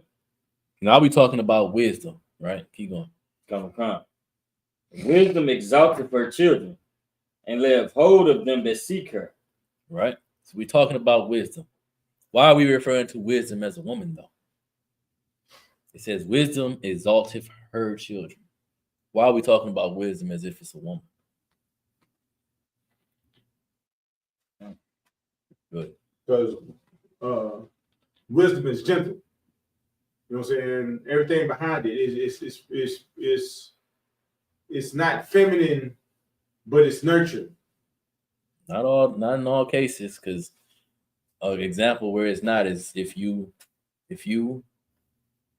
say you commit crime, right, and you get put away. In wisdom is learning that if I commit crime, I'm gonna get put away. So in wisdom, I don't commit this crime, and I teach others not to do so as well. What happens That's nurturing. But what happens when you got a hard-headed youth that think he know better than you, and he just refuses to listen? You gonna keep trying to talk to him softly, or you gonna give it to him raw the way he need to hear it? I ain't saying that I'm gonna talk to him soft. I'm just saying- Anybody, you know what I'm saying? Does he need to hear it raw or filtered and considerate of his feelings and emotions? That's why I was just getting at that wisdom ain't always soft. Wisdom is not always it ultimately on the baseline, it is because of the intention of it, but to deliver wisdom ain't always gonna be nurturing. Sometimes it's gonna have to be raw the way brothers can receive it. Some people can't receive things just being told to them. Some people you gotta beat it into their head. Sometimes you gotta really hurt their feelings with the truth. I understand. So, but the reason why, did anybody else want to answer for? Tell y'all why we consider wisdom like a woman. Why wisdom is considered a woman? What's the most powerful thing in the earth? Is it alcohol? A woman. It's a woman. Why? That she can entice the king. She can rule over a brother if she play a card, right? You see that? You see how you just said she can entice a king and rule over a brother? That's how we're supposed to view wisdom. Wisdom is supposed to entice you. The prospect of even gaining wisdom is supposed to make you willing to do damn anything to get it. And it's supposed to rule over you. It's supposed to govern your thoughts, your moves, everything about who you are as a person. It's supposed to be first internally begin with wisdom. What am I going to do today? What moves should I not make? Should I continue dealing with this brother even though I know he's being the way he is about the truth? Should I keep trying to feed it to him? Should I keep focusing so hard on feeding to him? Or should I just give him a little bit here and there, but go on about my way and put more effort into other people who I ain't tried to fish in? That's wisdom, you know what I'm saying? We view the wisdom as a woman because the wisdom, a woman is so important to men, whether we acknowledge it or not. It's just factual truth. Kingdoms have fallen because of women.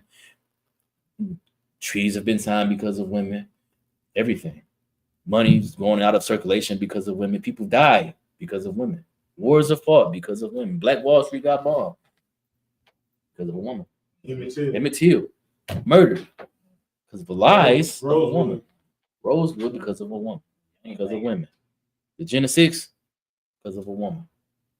It happened. Gen 6, the brothers that got put in prison for raping that woman in the park, they didn't even do it. And later on, when they grown, these are children. When they grown, they found out that everybody was in on this lie. They didn't do it. All of it happened though because of a woman. When she's sleeping with somebody else or something? No, that was Rosewood. And Gen 6, she did get raped, but it wasn't none of them. It was another older guy. Running through the park. They was playing. They was being children. Yeah. You know, they just happen to be black, being children. You know what I'm saying? But so we look at wisdom as a woman because we seek after women so diligently. We're supposed to seek after wisdom the same way. That's the real point of why wisdom is looked at as a woman in Scripture. It's important. Keep reading. Verse 12. Excuse me.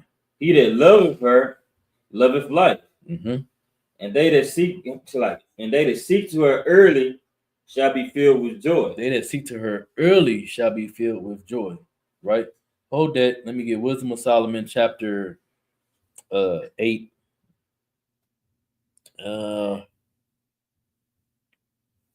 Verse 1. We have to look for her early, and when we have her early, we feel with joy. Why are we filled with joy? That's the question. Why are we filled with joy if we have her early? What benefit is it to you if you have wisdom early? So you won't have to learn the hard way. That's give my hand. That's the benefit to having wisdom early, because you don't have to learn the hard way. It's right there. You already know. If I've grown up seeing people smoke crack, and I see the outcome of them smoking crack, I know that if I smoke crack, I'm going to be a crackhead. That means I have wisdom early, so I don't have to endure the hardship of being a crackhead, getting hepatitis, or none of that stuff, because I didn't go down that path. Why? Because I saw that other people went down that path before me, and I know that that's not the way I need to go. You're going to be filled with joy because now you got a chance to live life, that chance that they don't got. They have to learn the hard way. They can recover from it. Yeah, the Lord can definitely be with them and pull them out of that. That's our goal. That's our job here in the truth, to try to pull them out of that. But they still have to learn the hard way. They still have to experience that because they didn't seek wisdom early. Go ahead, read that. It's like Book of Wisdom of Solomon, chapter 8 and verse 1. Wisdom reacheth from one end to another mightily, and sweetly doeth she order all things. Verse 2. I loved her. I did what? I loved her. He said he loved her. Keep going. And saw her out from my youth. And he sought her out from his youth. Solomon sought wisdom. Since he was a child, he only wanted wisdom.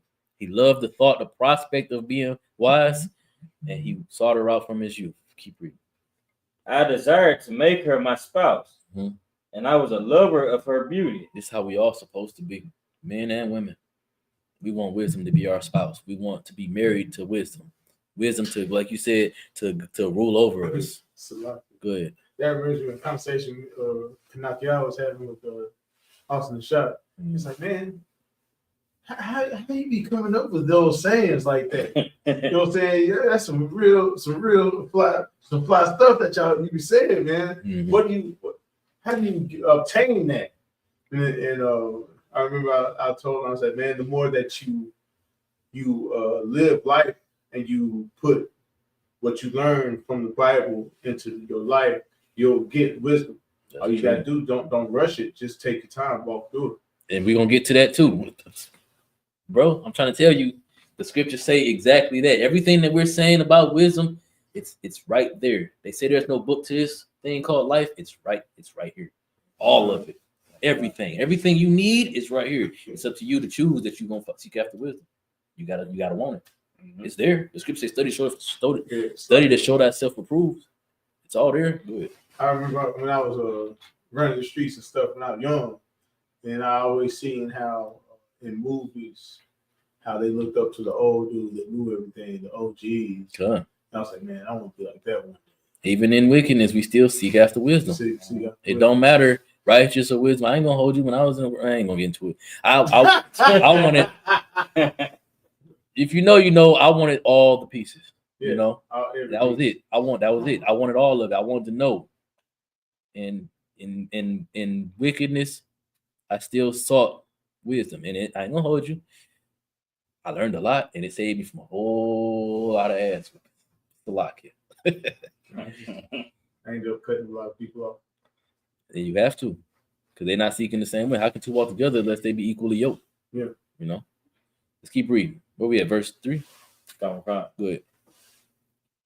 Verse 3. And that she is like conversant with God. It's saying that wisdom conversates with the Most High. So in seeking after wisdom, you're seeking after the Lord. Because wisdom, as you go and follow after wisdom, the Lord is pleased with what you're doing. He's pleased with your acquisition of wisdom, and he's going to test that wisdom as well. We're going to read about that too. Keep going.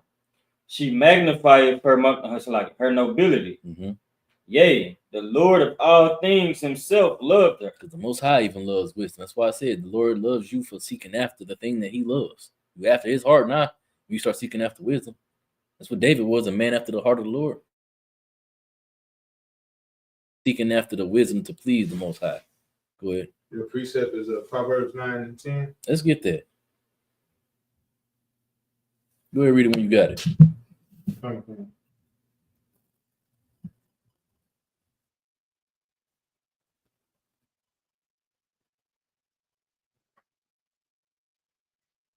The book of Proverbs, chapter 9, verse 10. Got it?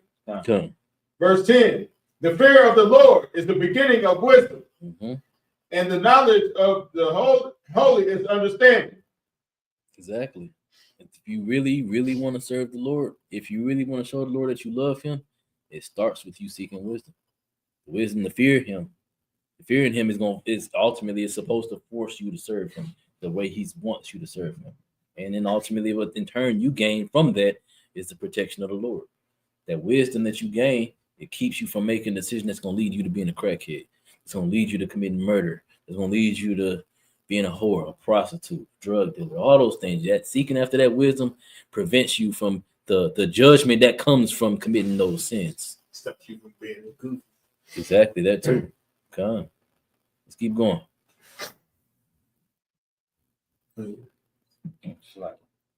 I'll put this comment up.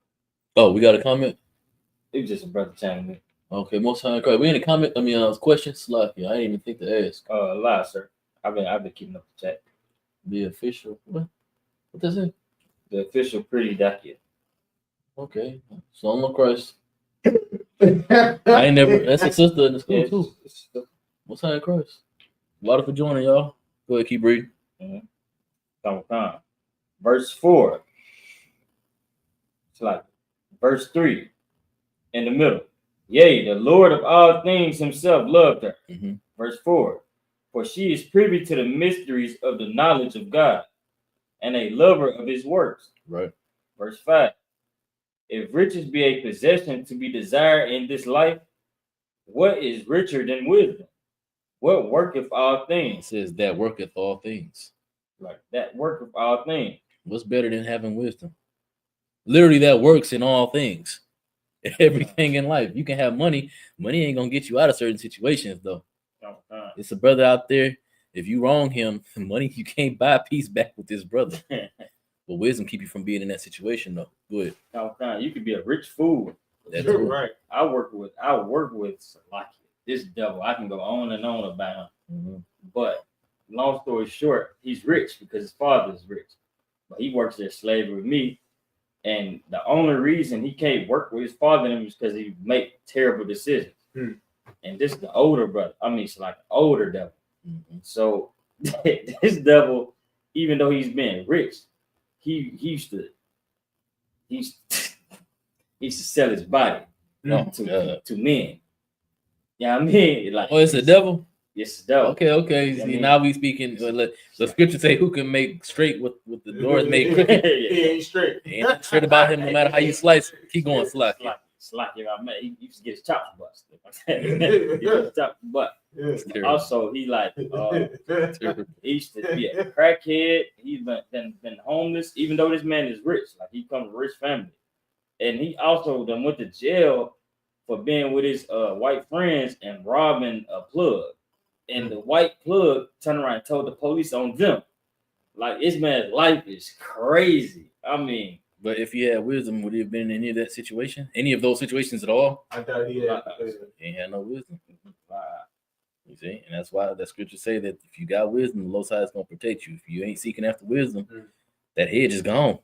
The door ain't with that devil no way. But you get my point, though. His head was chopped. You feel me? That could very easily be anybody in this room if we didn't seek after wisdom. Somebody cut his head. You feel me? Pause. Oh, yeah. All right, Slacker. Let's go back to Ecclesiasticus. Slacker. We can read whenever you get some free time. I advise reading the Wisdom of Solomon too. Wisdom of Solomon, chapter 8 specifically, is an amazing chapter. Reading verse 13. 11. 13. No. 12. We've got to finish 12. The book of Ecclesiasticus, chapter 4, and verse 12. Mm-hmm. He that loveth her loveth life, and they that seek to her early shall be filled with joy. Verse 13. He that holdeth her fast shall inherit glory. And wheresoever she entereth, the Lord will bless. The Lord will do what? The Lord will bless. What does it mean to be blessed? To have the Lord's protection. Mm-hmm. Go to Isaiah chapter 33 and verse 6. To be blessed is to be protected by the Lord. Now, is this magic? Is it, you seeking after wisdom? I'm constantly searching, reading books. So magically just ain't nothing around me gonna happen. Is that how this works? Is that seeking after wisdom and earning the protection of the Lord, or is it something deeper than that? Something deeper than that. Let's read the precept. The book of Isaiah, chapter 33? 33 and verse 6. 33, verse 6. Oh, I'll mark about that. Got it? Verse 6. And wisdom and knowledge shall be thy stability of thy times, and strength of salvation. And the strength of what? Of salvation. Of your what? Of salvation. So is it magically gonna just happen, or is it something more? It says the wisdom and knowledge shall be the strength of thy times, and the wisdom and knowledge shall be the stability of thy times, and the strength of thy salvation. That salvation is the blessing, the being protected part. It don't come from just nothing. It comes from knowledge and wisdom. You gain wisdom by using knowledge that you've acquired. That's how you get wisdom.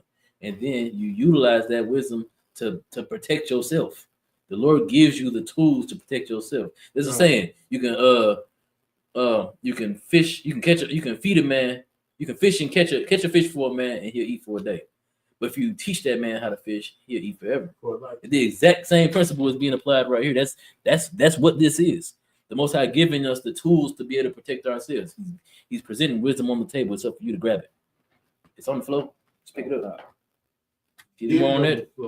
Yeah, for real. You better get it off the floor. You better not leave that wisdom on the floor. Matter of fact, if I could, sidebar. I was on Facebook, right? And I saw a brother talking to another brother in the school. It was a fake Israelite talking to a brother in school, talking about we need to stop all this Esau's the white man stuff and acknowledge who the white man really is. Fallen angels. I like, bro. I said, you still believe in fallen angels in the year 2025? It's all this wisdom just floating. We're in the age of information right now. All this wisdom floating around. And you still talking about fallen angels? I said, I know children that will cut you on the scriptures on talking about fallen angels, man. Come on. Hey, he's like, yeah, go ahead. Hey, he still get mad when he ain't got no presents on the tree. You feel me? You mad because you still trying to figure out how Santa got in the house. The whole time. You ain't questioning why Santa white. You ain't questioning why you believe in Santa in the first place. No, you just like, well, we ain't got no chimney. How you get in here? I lock the windows. I gotta leave him. Hey, no, he reads Enoch. He reads Enoch. Is Santa and Enoch? Yeah, Santa gotta be Enoch. That's crazy. I've been hearing a lot of people talk about the book of Jasher and Jubilee now, though. So it might be in there. I ain't never read either one of them either. I've read some of Enoch, but I ain't never touched Jasher or Jubilee. So I never was a fake Israelite long enough to be able to fall that deep in the rabbit hole. So I read it, but do it say anything about Santa Claus? It's like when I read it, I was already following the ISUPK. Oh, yeah. I just wanted to read it to see what they was talking about it, and I compared it to the scriptures, and it didn't line up. Exactly, just doesn't line up. You would have to move the goalposts, as they say, or they copulate. What is it? What is it? Whenever or interject or insert some your own opinions, or you got to play mental gymnastics to make it make sense. To make it make sense. Mm-hmm. And just like I said, I couldn't believe in the Easter Bunny, Tooth Fairy, Groundhog's Day, all of that when I was a young man. You know what I'm saying? And so it didn't make sense to me, so I moved on. Exactly, and that's how you got to be. Don't be a fool out here believing in crap just because bro. If you don't believe it, hit this, man. You'll believe it after that. Right. You ain't questioning why you need that plant to change how you think. It's not as innately in you to be wise. You got to hit this plant to make you think you wise. Then maybe you're not really wise, brother. Maybe it's just the plant giving you delusions of grandeur. The scripture said the scripture said the Lord gave them over to vile afflictions. Right, yeah. You know what I'm saying?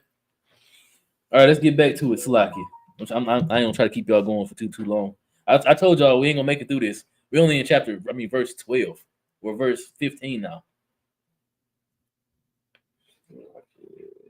15? Yeah, we're gonna have to do a part 2. We'll stop at 8:45. Salaki. Got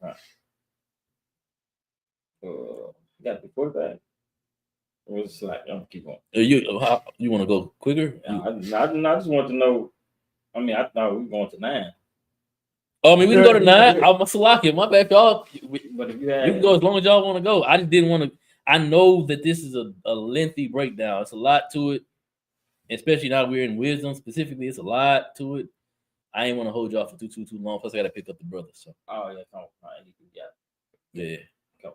We just go to 8:45 and I get out of here. We'll do part 2 next week. The book of Ecclesiasticus, chapter 4 and verse 15. Mm-hmm. Whoso giveth ear unto her shall judge the nation. You shall do what to the nations? Judge the nation. Another synonym for judge is rule the nation. Let's keep going. And he that attendeth unto her shall dwell securely. Right, to be safe and to be protected and to be secured in that position, right?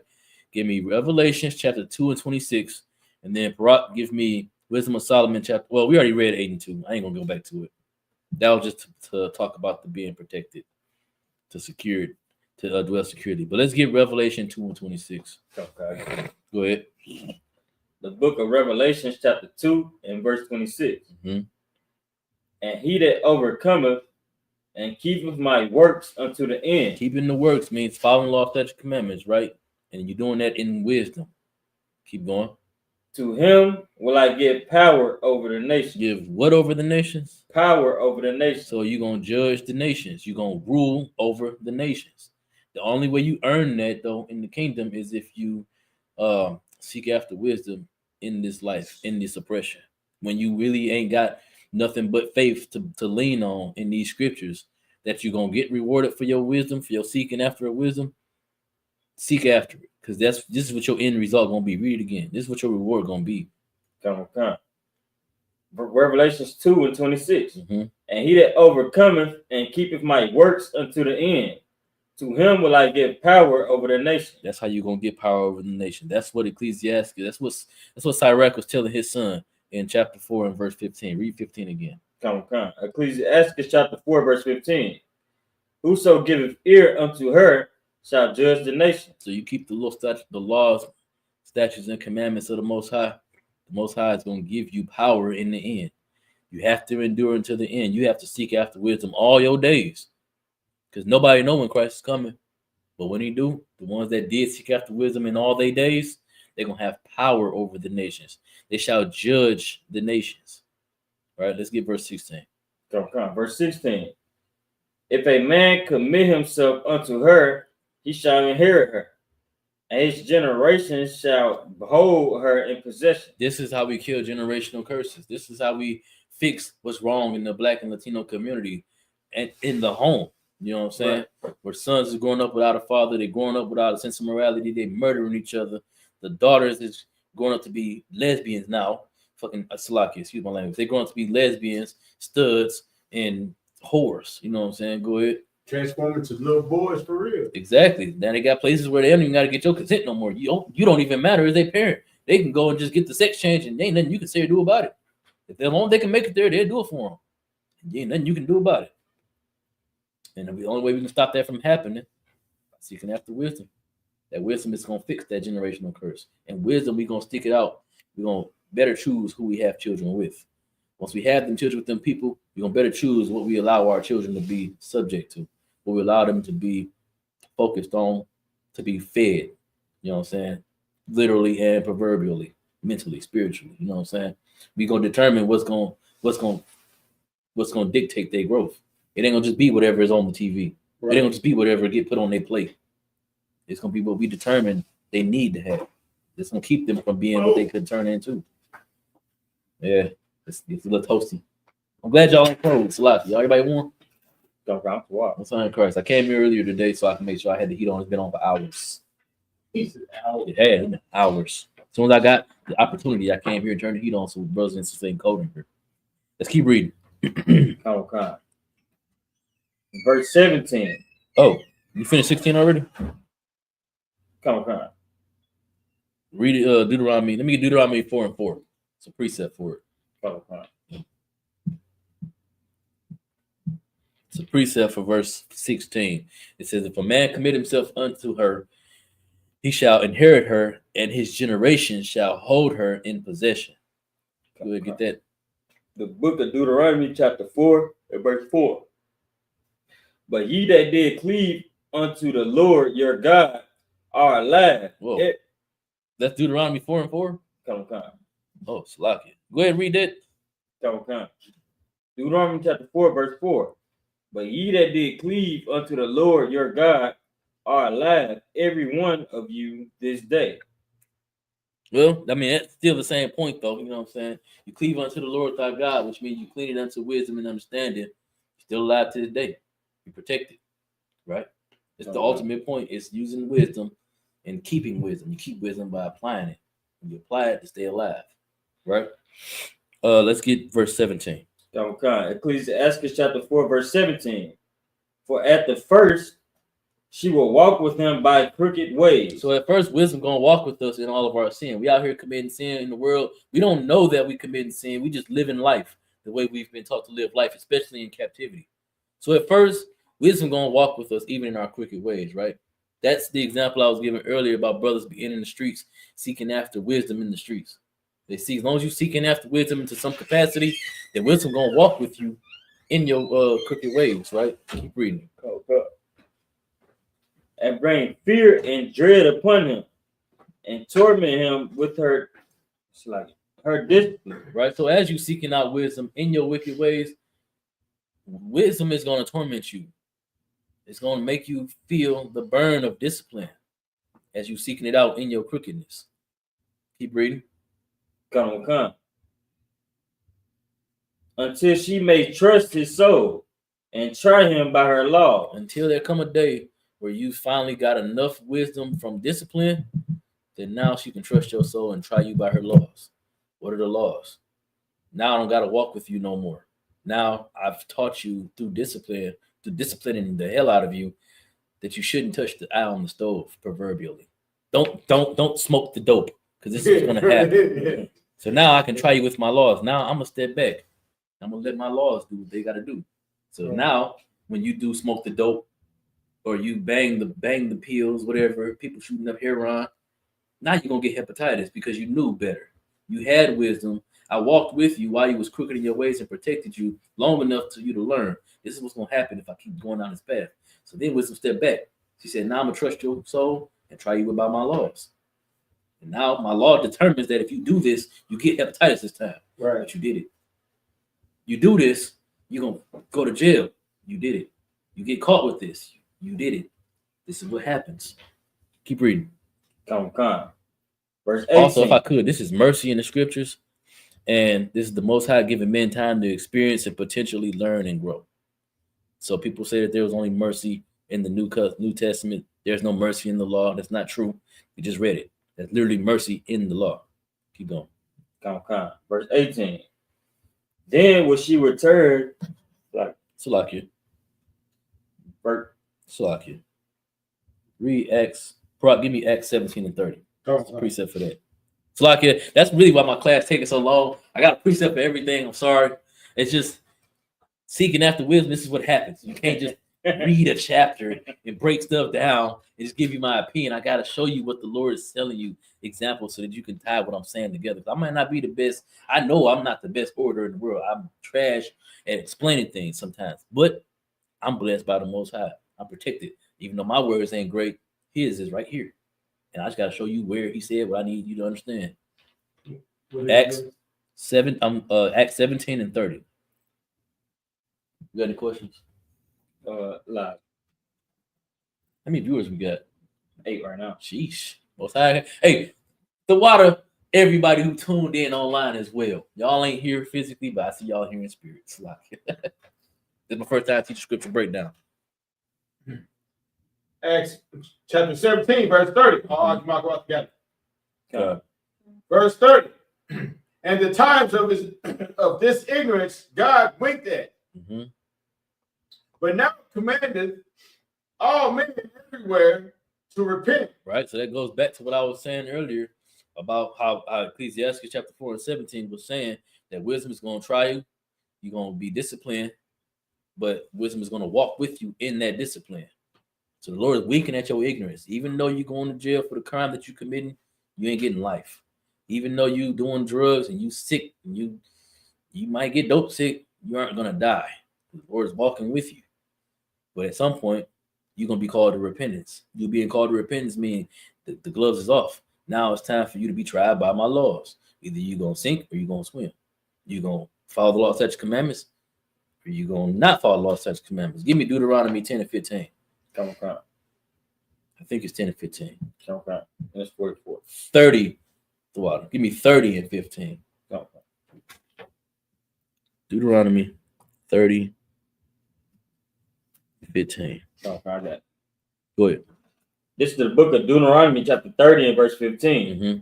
See, I have set before thee this day life and good, Mm-hmm. and death and evil. That's literally the Most High told us in the law. He gave us the law, told us what's going to happen if we break it.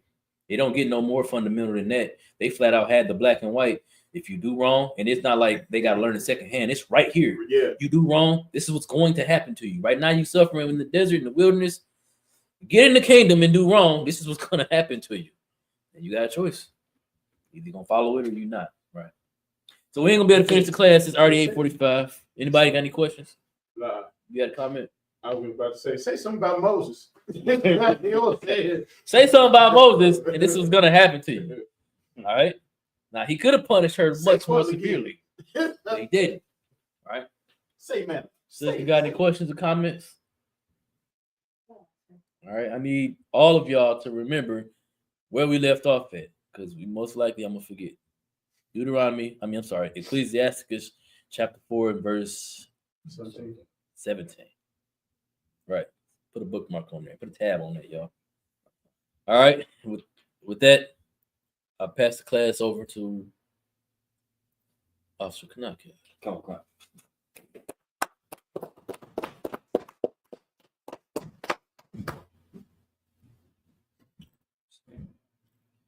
Pull them up.